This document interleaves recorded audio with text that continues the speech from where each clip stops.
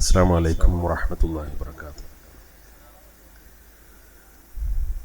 ബിസ്മില്ലാഹി വൽഹംദുലില്ലാഹി വസ്സലാത്തു വസ്സലാമു അലാ അഷ്റഫി റസൂലില്ലാഹി വഅലാ ആലിഹി വൽ ഫായിസീൻ ബില്ലാഹ്. റബ്ബി ഇശ്റഹ് ലി സദ്രി വയസ്സിർ ലി അംരി വഹ്ലുൽ ഉഖ്ദതം മിൻ ലിസാനി യഫ്ഖഹു ഖൗലി. സുബ്ഹാനക ലാ ഇൽമ ലനാ ഇല്ലാ മാ അല്ലംതനാ ഇന്നക അൻതൽ അലീമുൽ ഹകീം. വേദിയിലെ ആദരണീയരായ പണ്ഡിത ശ്രേഷ്ഠരെ, സംഘടനാ സാരഥികളെ, പ്രിയപ്പെട്ട രക്ഷിതാക്കളെ, യുവജന വിദ്യാർത്ഥി സുഹൃത്തുക്കളെ, സഹോദരന്മാരെ,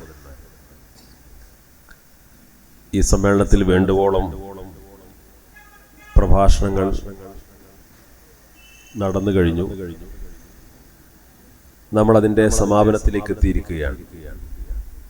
ഒന്ന് രണ്ട് വിഷയങ്ങളിലേക്ക് മാത്രം ശ്രദ്ധ ക്ഷണിച്ചുകൊണ്ട് ഞാൻ എൻ്റെ വാക്കുകൾ അവസാനിപ്പിക്കാം. ഏകദേശം 3 മാസത്തോളമായി നമ്മുടെ സംഘടനയുടെ സാന്നിധ്യമുള്ള പ്രദേശങ്ങളിലെല്ലാം SKSSF-ന്റെ മേഖലാ തലത്തിൽ ആദർശ സമ്മേളനങ്ങൾ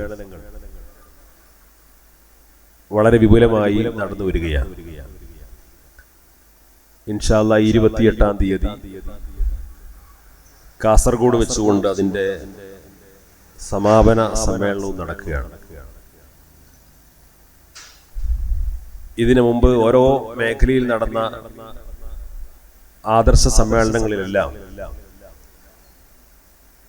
വലിയ സംഘർഷങ്ങളും കത്തിക്കുത്തും വെടിവെപ്പും ലാത്തിച്ചാർജും ഒക്കെ നടത്തിക്കൊണ്ടാണ് എല്ലായിടത്തും ആദർശ സമ്മേളനം നടന്നത്.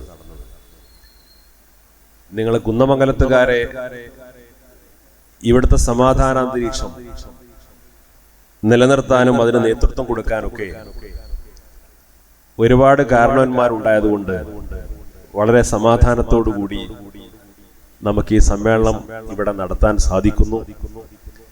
സ്റ്റേജിന്റെ ചെലവ് പോലും ഇല്ലാതെ ഭംഗിയായി ഈ പരിപാടി നടത്താൻ അവസരമൊരുക്കിയവരെ പ്രത്യേകമായി അഭിനന്ദിക്കാൻ ഞാൻ അവസരം ഉപയോഗപ്പെടുത്തുകയാണ്. ഇത് സമസ്ത കേരള ജംഇയ്യത്തുലമയാണ് കഴിഞ്ഞ 36 വർഷമായി പ്രവർത്തിച്ചുകൊണ്ടിരിക്കുന്ന അതിന്റെ പോഷക സംഘടനയായ SKSSF ആണ് എന്ന് എല്ലാവരും തിരിച്ചറിയണം എന്നാണ് വളരെ വിനീതമായി അപേക്ഷിക്കാനുള്ളത്. ഒരു കോമഡി സ്കിറ്റിൽ പറഞ്ഞതുപോലെ നമ്മൾ നാളെയും കാണണ്ടേ എന്നൊരു വാക്ക് കൂടി അതിന് ചേർത്ത് പറയുകയാണ്. നമ്മൾ ആരും തെരഞ്ഞെടുപ്പിൽ മത്സരിക്കാൻ പോകുന്നില്ല, നമ്മളെവിടെയും വോട്ട് ചോദിക്കാൻ പോകുന്നില്ല. നമ്മൾ 100 വർഷക്കാലമായി സമസ്ത കേരള ജംഇയ്യത്തുലമയുടെ പണ്ഡിതന്മാർ ഈ സമുദായത്തിന് മുമ്പിൽ സമർപ്പിച്ചുകൊണ്ടിരിക്കുന്ന ആശയാദർശങ്ങൾ ഇനിയുള്ള കാലവും അതിഗംഭീരമായി അഭിമാനബോധത്തോടുകൂടി പ്രചരിപ്പിച്ചും പ്രവർത്തിച്ചും കൊണ്ട് തന്നെ മുന്നോട്ട് പോകും എന്ന് എല്ലാവരെയും അറിയിക്കാൻ ഈ അവസരം ഉപയോഗപ്പെടുത്തുകയാണ്. നമ്മൾ മനസ്സിലാക്കേണ്ട പ്രധാനപ്പെട്ട കാര്യം, ഈ സംഘടനയെക്കുറിച്ച് വലിയ തോതിൽ തെറ്റിദ്ധാരണ പരത്താൻ പലരും ശ്രമിച്ചുകൊണ്ടിരിക്കുന്നുണ്ട്. ഈ തെറ്റിദ്ധാരണ പരത്താൻ വേണ്ടി ശ്രമിച്ചുകൊണ്ടിരിക്കുമ്പോഴാണ് സത്യത്തിൽ ഈ സംഘടനയെ കൂടുതൽ ആളുകൾ ശ്രദ്ധിക്കുന്നത്.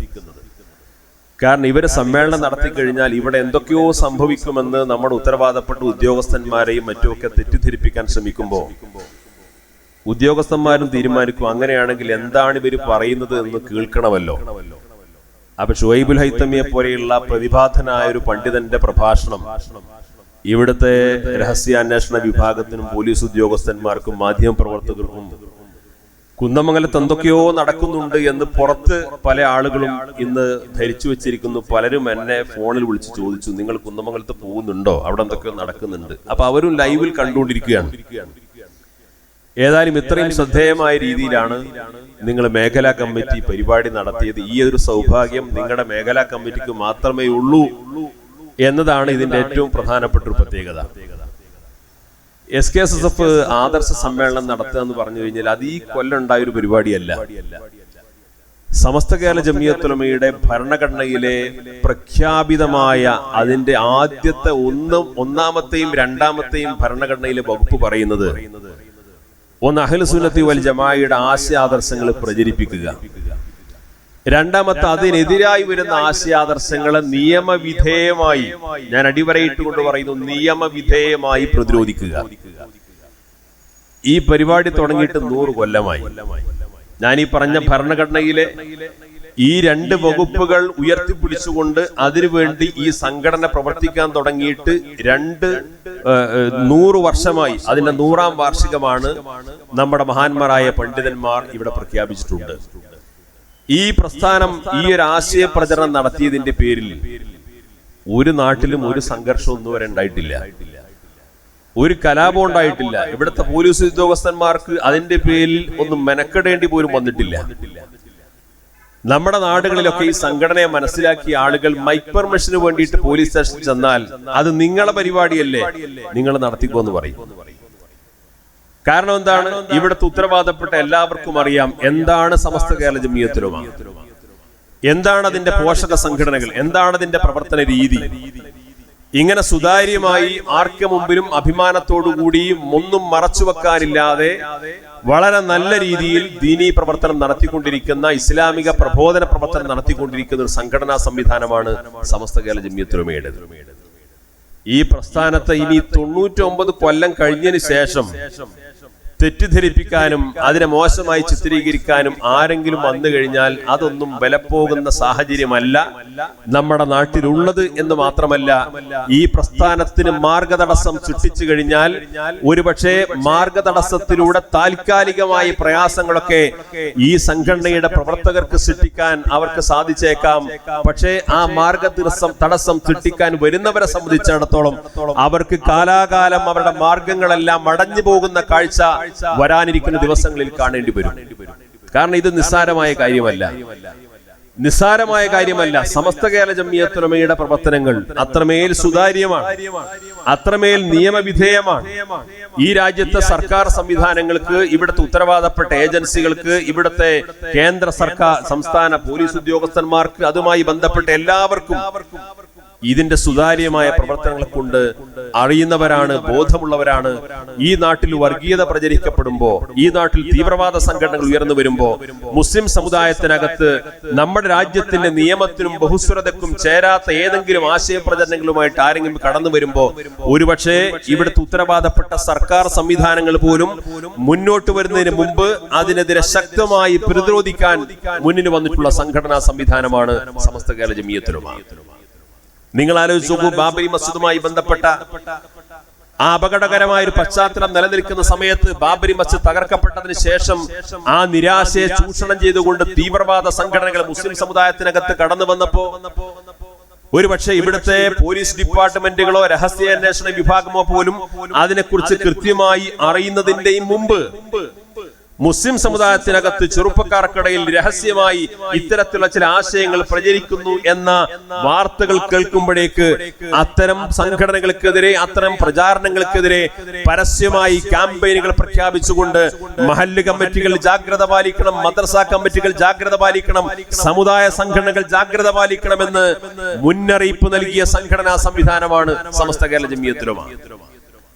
അന്ന് ഈ സംഘടന ഉപദേശിക്കാൻ വേണ്ടി പല ആളുകളും വന്നിരുന്നു. നമുക്ക് ഏതായാലും അത്തരം ഒരു സായുധ പ്രതിരോധത്തിനൊന്നും ശേഷിയില്ല. ഇനി ഏതെങ്കിലും 10 ചെറുപ്പക്കാർ അങ്ങനെ ഇറങ്ങിത്തിരിക്കുന്നുണ്ടെങ്കിൽ, ഏതെങ്കിലും 10 ചെറുപ്പക്കാർ എവിടെയെങ്കിലും ഇറങ്ങിത്തിരിക്കുന്നുണ്ടെങ്കിൽ നമുക്കെന്തായാലും കഴിയുന്നില്ല, അവരിറങ്ങിത്തിരിക്കട്ടെ, നമ്മൾ അതിനെ തടസ്സപ്പെടുത്താൻ പോകണ്ട എന്ന് ഉപദേശിച്ചിരുന്ന ആളുകളൊക്കെ നമ്മുടെ നാട്ടിലുണ്ട്. അവിടെയാണ് സമസ്ത കേരള ജമിയത്തുൽ ഉലമ, അതിന്റെ പോഷക സംഘടനകൾ ഈ തീവ്രവാദത്തിന്റെ അപകടകരമായ വശങ്ങൾ മതപരമായി, നിയമപരമായി തെറ്റാണ് എന്ന് പറയുകയോ പ്രഖ്യാപിക്കുകയോ പ്രസ്താവന ഇറക്കുകയോ മാത്രമല്ല, നമ്മുടെ ചെറുപ്പക്കാർക്കിടയിൽ വ്യാപകമായ ബോധവൽക്കരണങ്ങൾ നടത്തിക്കൊണ്ട് വലിയ തോതിൽ അതിനെ പിടിച്ചുകെട്ടാൻ ഈ പ്രസ്ഥാനത്തിന് സാധ്യമായത്. അത്തരം പ്രസ്ഥാനങ്ങൾക്ക് വലിയ അംഗീകാരമോ സ്വീകാര്യതയോ നമ്മുടെ സമൂഹത്തിൽ ഉണ്ടായോ? അത്തരം പ്രസ്ഥാനങ്ങൾക്ക് ഏതെങ്കിലും അർത്ഥത്തിൽ ഈ സമൂഹത്തിൽ അംഗീകരിക്കപ്പെടുന്ന സാഹചര്യം ഉണ്ടായോ?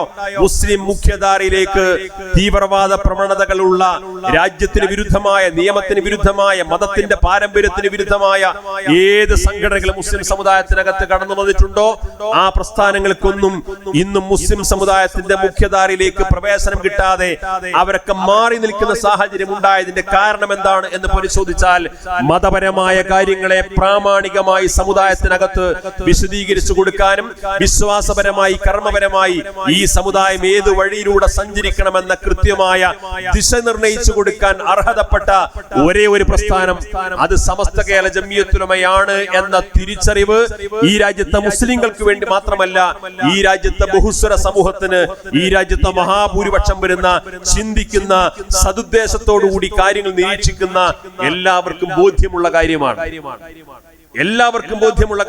ബിദഅി പ്രസ്ഥാനങ്ങൾക്കിടയിൽ പോലും ഇത്തരം അപകടകരമായ ആശയങ്ങൾ പ്രചരിക്കപ്പെട്ട സമയത്ത് അതിനെതിരെയും കൃത്യമായി ആശയ പ്രചരണം നടത്താൻ ഈ പ്രസ്ഥാനം മുന്നോട്ട് വന്നിട്ടുണ്ട്.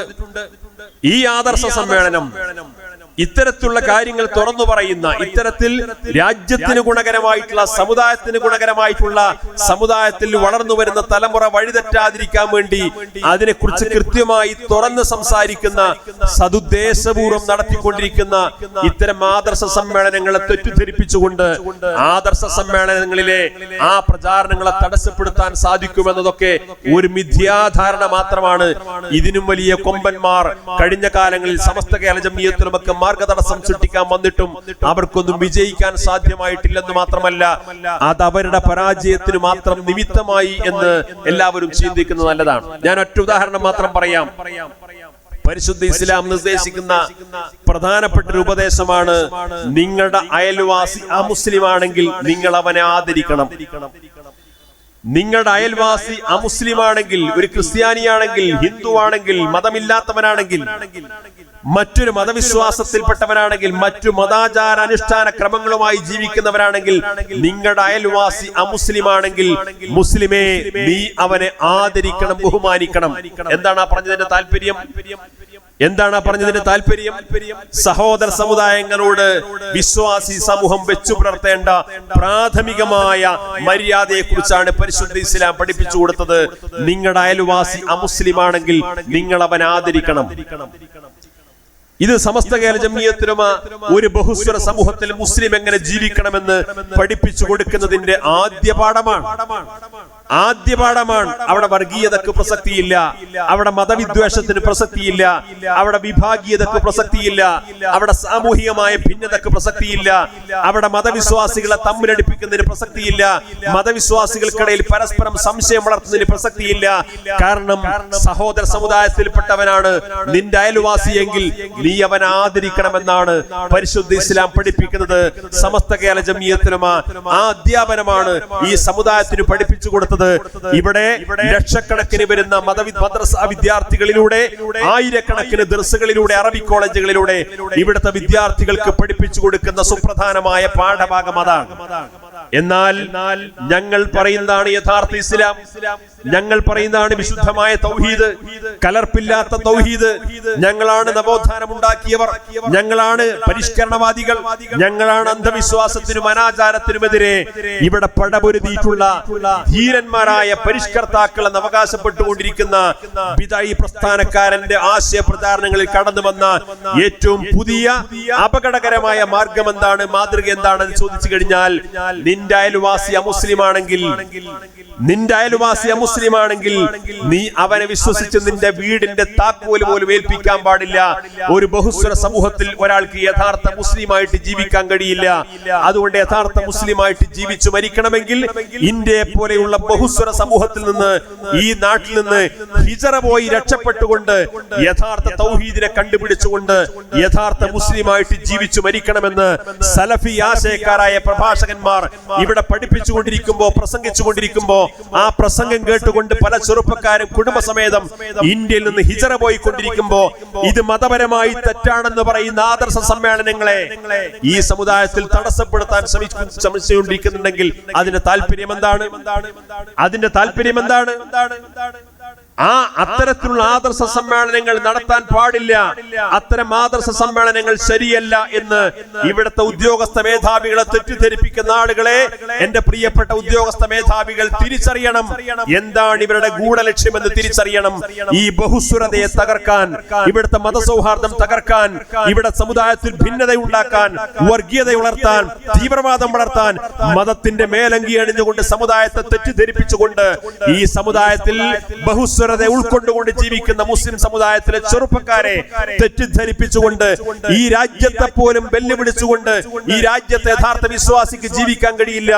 ഈ രാജ്യത്തിന്റെ ഭരണഘടന നൽകുന്ന ഈ രാജ്യത്തെ ഏത് പൗരനും, ഏത് മുസ്ലിമിനുമെന്നല്ല, ഏത് ഹിന്ദുവിനുമെന്നല്ല, ഏത് ക്രിസ്ത്യാനിക്കുമെന്നല്ല, ഇന്ത്യയിൽ ജീവിച്ചിരിക്കുന്ന ഏത് പൗരനും അവൻ ഇഷ്ടപ്പെടുന്ന മതം സ്വീകരിക്കാം, ആചരിക്കാം, അനുഷ്ഠിക്കാം, പ്രബോധനം ചെയ്യാം എന്ന് മതപരമായ മൗലികമായ അവകാശമായി ഭരണഘടനയുടെ 25ാമത്തെ വകുപ്പ് ഖണ്ഡിതമായി പറയുമ്പോ ആ മതസ്വാതന്ത്ര്യം അനുസരിച്ചുകൊണ്ട് യഥാർത്ഥ മുസ്ലിമായി ഇവിടെ ജീവിക്കാൻ അവസരം സൃഷ്ടിക്കുന്നതിന് പകരം ഇവിടെ ജീവിച്ചു കഴിഞ്ഞാൽ യഥാർത്ഥ മുസ്ലിമായി ജീവിക്കാൻ കഴിയില്ലെന്ന് പറഞ്ഞുകൊണ്ട് അത്തരം മതത്തിന് വിരുദ്ധമായ, നിയമത്തിന് വിരുദ്ധമായ ആശയങ്ങൾ പ്രചരിപ്പിക്കപ്പെടുന്നവരുടെ അപകടകരമായ മുഖങ്ങൾ തുറന്നു കാണിക്കാൻ, ആശയങ്ങൾ തെറ്റാണെന്ന് സമൂഹത്തിന് മുമ്പിൽ പറയാൻ സമസ്ത കേരള സുന്നി വിദ്യാർത്ഥി പ്രസ്ഥാനം ആദർശ സമ്മേളനവുമായിട്ട് മുന്നോട്ട് വരുമ്പോ ആ ആദർശ സമ്മേളനത്തിന് വിലങ്ങ് തടിയാവുന്നത് സ്വാഭാവികമായും ഇത്തരത്തിലുള്ള വിധ്വംസക പ്രവർത്തകർക്ക്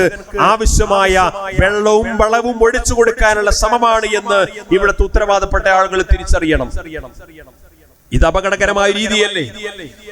ഇത് അപകടകരമായ രീതിയല്ലേ? മുസ്ലിം സമൂഹത്തിന് മാത്രമല്ല, ഈ രാജ്യത്ത് സ്നേഹിക്കുന്നവർക്ക് പ്രോത്സാഹിപ്പിക്കാൻ സാധിക്കുമോ?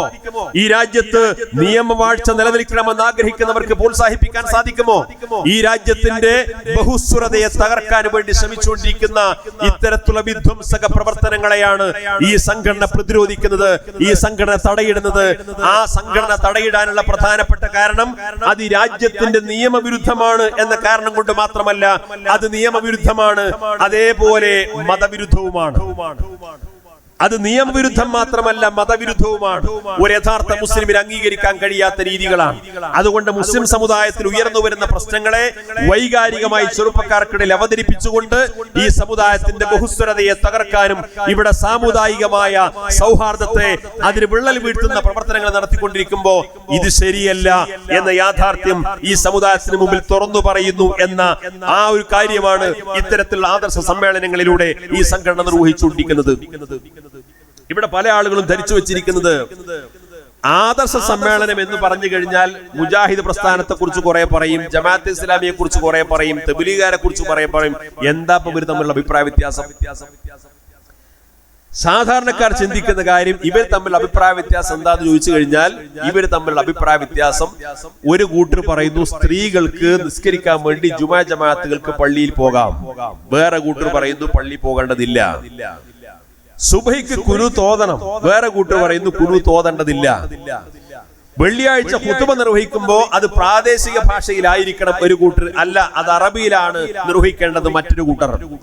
നിസ്കരിക്കുന്ന സമയത്ത് കൈ അവിടെ കെട്ടണമെന്ന അഭിപ്രായ വ്യത്യാസമുണ്ട്. ഇങ്ങനെയുള്ള ഇവർക്കിടയിലുള്ള ആചാരപരമായ അനുഷ്ഠാനപരമായ കാര്യങ്ങളിലാണ് ഇവർ തമ്മിലുള്ള അഭിപ്രായ വ്യത്യാസം. എന്നിട്ട് ഈ സമുദായത്തിലെ സംഘടനകൾ ഈ നരേന്ദ്രമോദി ഭരിച്ചുകൊണ്ടിരിക്കുന്ന കാലത്ത്, ഏക സിവിൽ കോഡ് നടപ്പാക്കാൻ ഒരുക്കി നിൽക്കുന്ന കാലത്ത്, പൗരത്വ നിയമം പാസാക്കപ്പെട്ട കാലത്ത് മുസ്ലിം സമുദായത്തിനെതിരെ പുതിയ പുതിയ വഖഫ് ഭേദഗതി ഉൾപ്പെടെയുള്ള നിയമനിർമ്മാണങ്ങളായി നടന്നു വരുമ്പോ ഇവരിവിടെ സുന്നി മുജാഹിദും കളിച്ചിട്ട് സമുദായത്തിൽ ഭിന്നിപ്പുണ്ടാക്കുകയാണ് എന്നാണ് ധരിച്ചു വെച്ചിരിക്കുന്നത്.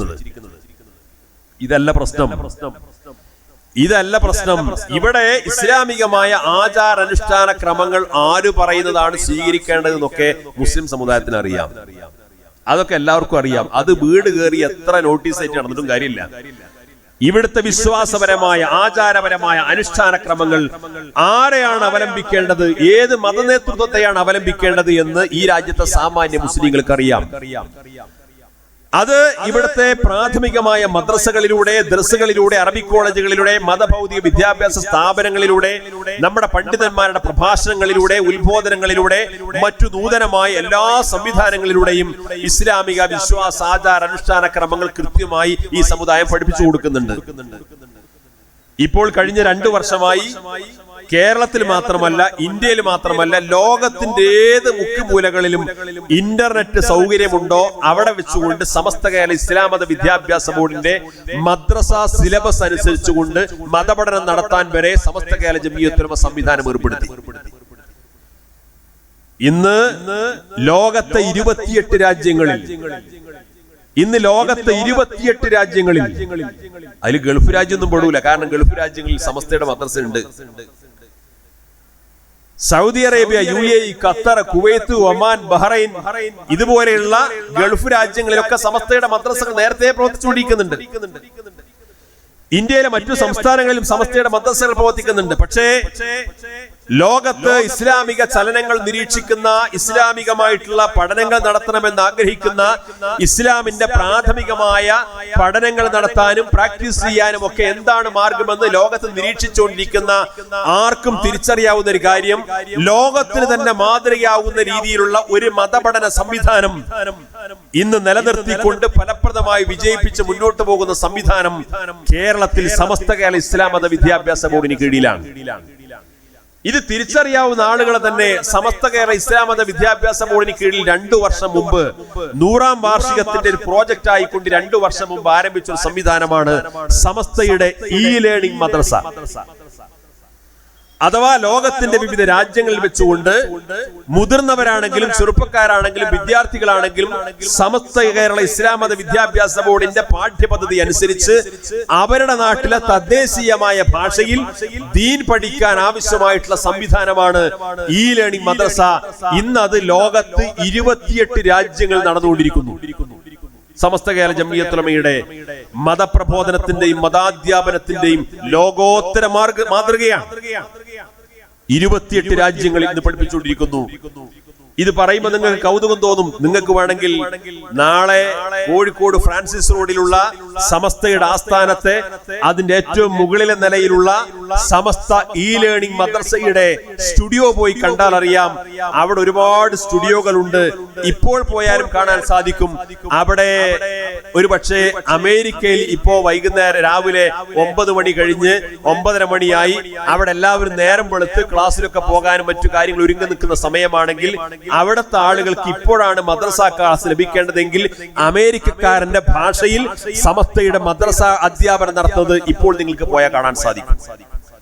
24 മണിക്കൂറും ഷിഫ്റ്റ് ചെയ്തുകൊണ്ട് ലോകത്തുള്ള 28 രാജ്യങ്ങളിൽ അവിടുത്തെ തദ്ദേശീയമായ ഭാഷയിൽ അവിടുത്തെ വിദ്യാർത്ഥികൾക്ക് ദീൻ പഠിക്കാൻ ആവശ്യമായിട്ടുള്ള ഒരു സംവിധാനം ഏർപ്പെടുത്തി കോഴിക്കോട് സമസ്തയുടെ ആസ്ഥാനം കേന്ദ്രീകരിച്ചുകൊണ്ട് മതാധ്യാപനം നിർവഹിച്ചുകൊണ്ടിരിക്കുകയാണ്.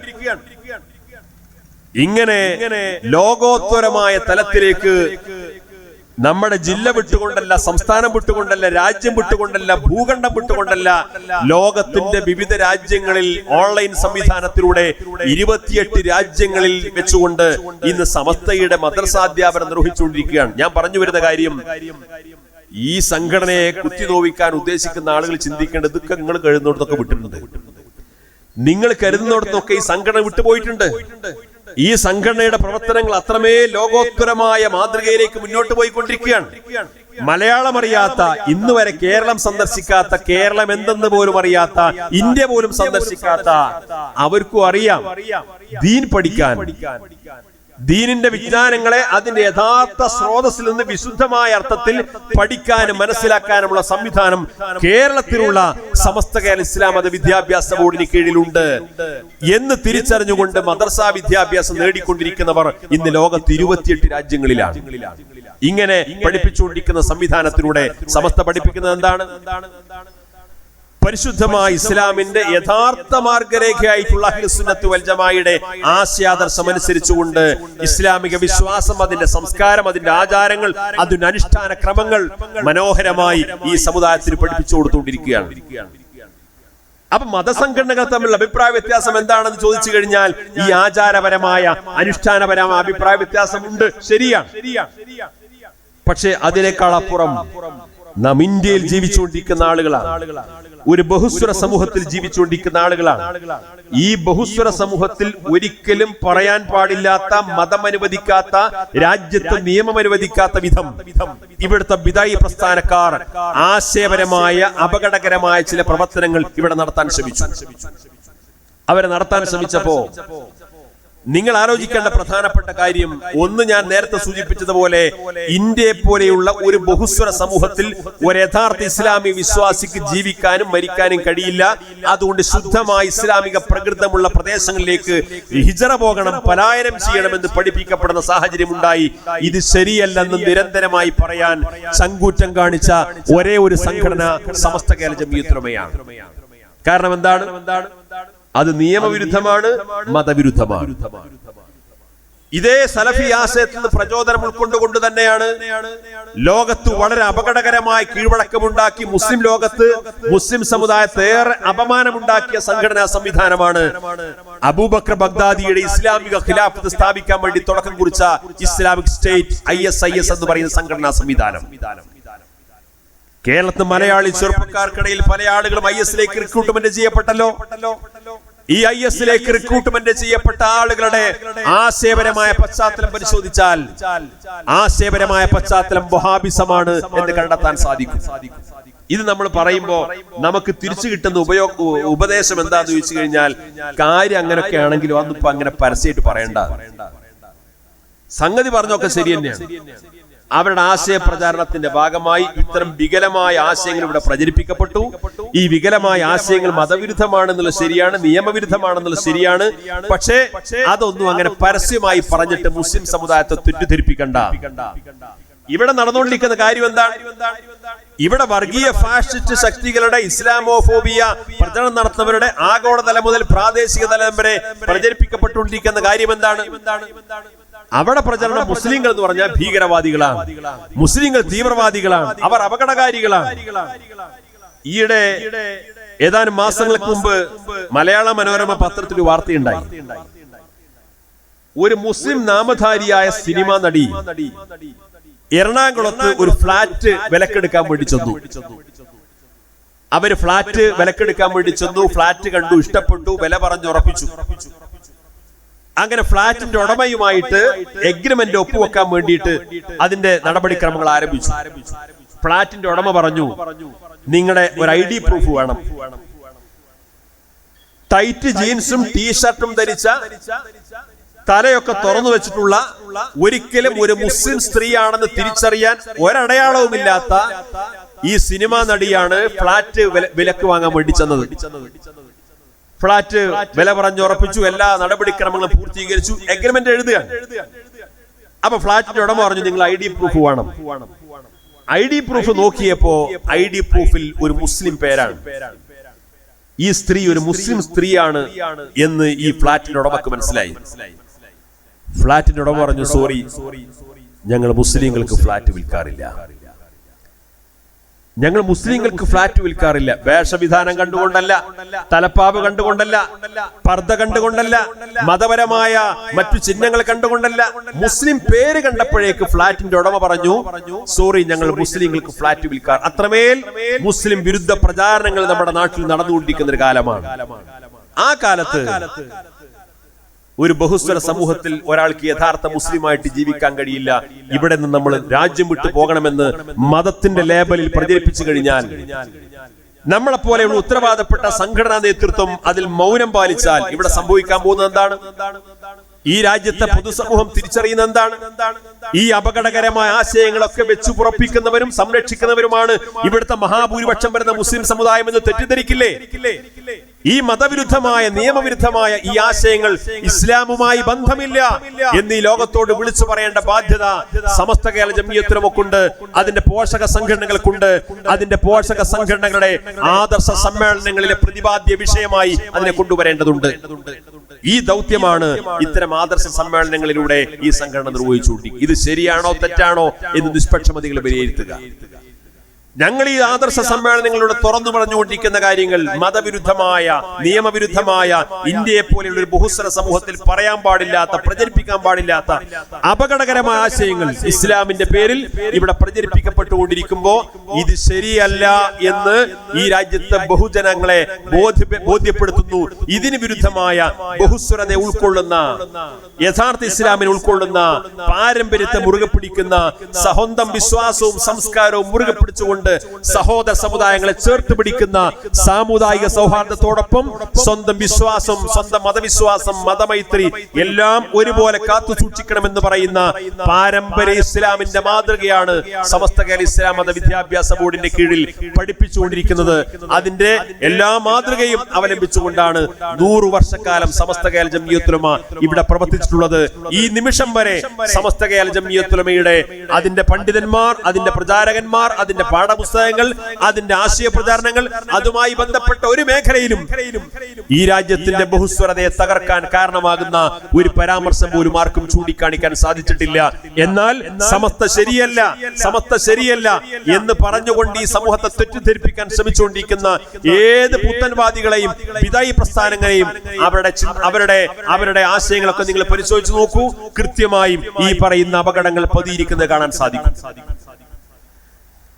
പതിറ്റാണ്ടുകളായി സമസ്ത കേരള ജംഇയ്യത്തുൽ ഉലമയും അതിന്റെ ആദർശ പ്രചാരകരും ഈ യാഥാർത്ഥ്യം നിരന്തരമായി വിളിച്ചു പറഞ്ഞതിന്റെ ഗുണഫലം ഇന്ന് നമ്മൾ കണ്ടുകൊണ്ടിരിക്കുന്നുണ്ട്. ഒരൊറ്റ മിനിറ്റ് കൊണ്ട് ഞാൻ അവസാനിപ്പിക്കാം. അതിന്റെ ഗുണഫലം എന്താണ്? ഹുസൈൻ മടവൂർ ഏതാനും ദിവസങ്ങൾക്ക് മുമ്പ് പ്രസംഗത്തിലൂടെ പറഞ്ഞു, ഞങ്ങൾ ആരും വഹാബികൾ എന്ന് വിളിക്കരുത്, ഞങ്ങൾ ആരും ദയവായിട്ട് വഹാബികൾ എന്ന് വിളിക്കരുത്. മുഹമ്മദ് അബ്ദുൽ വഹാബ് എന്ന് പറഞ്ഞ ആൾ ഉണ്ടായിട്ടുള്ളത് ശരിയാണ്. അദ്ദേഹം ജീവിച്ചിരിക്കുന്ന കാലത്ത് അദ്ദേഹത്തിന് ചുറ്റുപാടിൽ ചില ഇസ്ലാമിക പ്രബോധനമൊക്കെ നടത്തിയിട്ടുണ്ട്. പക്ഷേ അദ്ദേഹത്തിന്റെ എല്ലാ ആശയങ്ങളും ഞങ്ങൾക്ക് യോജിപ്പില്ല. കാരണം എന്താണ്? വഹാബിസം എന്താണെന്ന് ഇന്ന് ലോകം തിരിച്ചറിഞ്ഞു കഴിഞ്ഞു. അപ്പൊ അവര് പറയാ ഞങ്ങളെ വഹാബികൾ എന്ന് വിളിക്കരുത്. അതിന് പിറ്റേ ദിവസം കൊണ്ട് ജമാഅത്തെ ഇസ്ലാമിയുടെ കേരള അമീർ ഇവിടുത്തെ പ്രമുഖമായ ഒരു ദൃശ്യമാധ്യമത്തിന് അഭിമുഖം നൽകിയിരിക്കുന്നു. അഭിമുഖത്തിലെ പ്രധാനപ്പെട്ട അദ്ദേഹത്തിന്റെ അപേക്ഷ, ഞങ്ങളാരും മൗദൂദികൾ എന്ന് വിളിക്കരുത്, ഞങ്ങളാരും മൗദൂദികൾ എന്ന് വിളിക്കരുത്. ജമാഅത്തെ ഇസ്ലാമിയുടെ സ്ഥാപകനാണ് മൗദൂദി. പക്ഷെ ജമാഅത്തെ ഇസ്ലാമിൽ നിന്ന് പുറത്താക്കപ്പെട്ട ആളല്ല പറഞ്ഞത്. ജമാഅത്തെ ഇസ്ലാമിയുടെ ഇന്നത്തെ സംസ്ഥാന അമീറാ പറയുന്നത് ഞങ്ങളെ മൗദൂദികൾ എന്ന് വിളിക്കരുത്. മൗദൂദിയുടെ ആശയവുമായിട്ട് പല കാര്യങ്ങളിലും ഞങ്ങൾക്ക് അഭിപ്രായ വ്യത്യാസമുണ്ട്. സമസ്ത കേരള ജംഇയ്യത്തുൽ ഉലമ 99 കൊല്ലത്തിനിടയിൽ വരക്കൽ മുല്ലക്കോയത്തങ്ങൾ മുതൽ സയ്യിദ് മുഹമ്മദ് ജിഫ്രി മുത്തുക്കോയത്തങ്ങൾ വരെ ഈ പ്രസ്ഥാനത്തിന് നേതൃത്വം കൊടുത്ത ഒരു പണ്ഡിതനെയും തള്ളിപ്പറയേണ്ട ഗതികേട് വന്നിട്ടില്ലെന്ന് മാത്രമല്ല, ഈ പരിശുദ്ധമായ അഹ്ലുസുന്നത്ത് വൽ ജമാഅയുടെ ആശയാദർശങ്ങൾ തലമുറകൾ മാറി മാറി വന്നാലും, എന്ത് പരിഷ്കരണവാദികൾ വന്നാലും, ലോകത്ത് എന്ത് മാറ്റങ്ങൾ വന്നാലും, ഇസ്ലാമിന്റെ മഹോന്നതമായ ആദർശം അഹ്ലുസുന്നത്ത് വൽ ജമാഅയാണ്. അത് ബഹുസ്വര സമൂഹത്തിൽ അവതരിപ്പിക്കാവുന്നതേ ഉള്ളൂ. ഏത് സഹോദര സമുദായത്തിൽപ്പെട്ടവർക്ക് മുമ്പിലും അഭിമാനപൂർവ്വം ഉയർത്തിപ്പിടിക്കാവുന്ന, മറച്ചുവെക്കാനില്ലാത്ത തുറന്ന പാഠപുസ്തകമാണ് അഹ്ലുസുന്നത്ത് വൽ ജമാഅയുടെ ആശയം. അതാണ് സമസ്ത കേരള ജംഇയ്യത്തുൽ വിഭാവന ചെയ്യുന്നത്. ഈ ആശയ പ്രചരണത്തെ കൂടുതൽ ശക്തിപ്പെടുത്താനും, കൂടുതൽ പ്രചരിപ്പിക്കാനും, കൂടുതൽ ജനങ്ങളിലേക്ക് എത്തിക്കുവാനും നമ്മുടെ ശിഷ്ടകാല സംഘടനാ പ്രവർത്തന ജീവിതത്തെ നമ്മൾ ഉപയോഗപ്പെടുത്തുക. ഈ പ്രതികൂല സാഹചര്യത്തിലും മനോഹരമായ ഇത്തരമൊരു സമ്മേളനം നടത്താൻ മുന്നോട്ട് വന്ന എന്റെ പ്രിയപ്പെട്ട സഹപ്രവർത്തകരെ പ്രത്യേകമായി അഭിനന്ദിച്ചുകൊണ്ട് അള്ളാഹു കബൂൽ ചെയ്യുമാറാകട്ടെ. നിങ്ങളുടെ പ്രാർത്ഥനയിലൊക്കെ ഈ വിനീതനെ കൂടി ഉൾപ്പെടുത്തണമെന്ന് വസിയത്ത് ചെയ്തുകൊണ്ട് അൽഹംദുലില്ലാഹി റബ്ബിൽ ആലമീൻ. അസ്സലാമു അലൈക്കും.